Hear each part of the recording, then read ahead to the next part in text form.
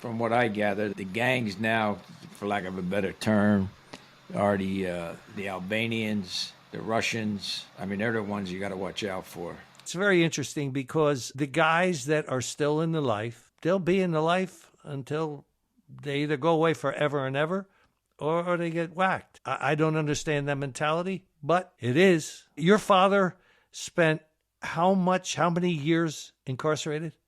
He did, he got a 50-year sentence and he did 40 on the 50. He was out 5 times, Leo, on parole, and each time he violated, and most every time was for association. I say this for the benefit of people out there. You know, I never glorify that life. I try not to talk bad about anybody because I don't think that accomplishes. I was one of those guys. I just happened to be very blessed, very fortunate. I call the life an evil lifestyle. Now, why do I say that? I'm not calling the guys evil, but I'm calling the lifestyle evil because I don't know any family of any member of that life that hasn't been destroyed in some way or the other, including my own. Now, not my wife and kids, but my mother. She passed away in 2012, 33 years without her husband. At the end of her life, I can only describe her relationship with my dad as ugly because she blamed him for everything that went wrong in their lives. And what went wrong?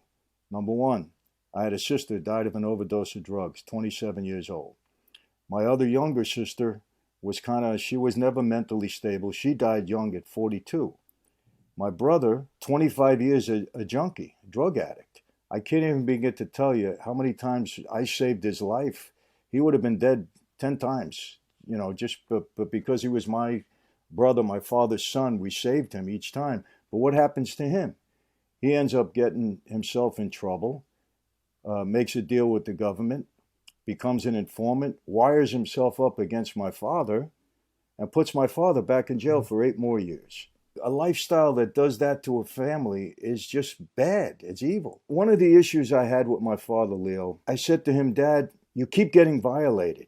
You got to leave New York. The family is falling apart. And he wouldn't do it because I believe my dad's legacy in that life. My dad, you could hit him with ice picks. You could give him 5,000 years. You could do anything to him. He was never going to talk or flip or be an informant because his legacy meant too much to him. It meant more than his family because in a way he sacrificed his family. Now, I love my dad. I'm not speaking bad about him. I understand. He never took responsibility for what happened. From Jam Street Media.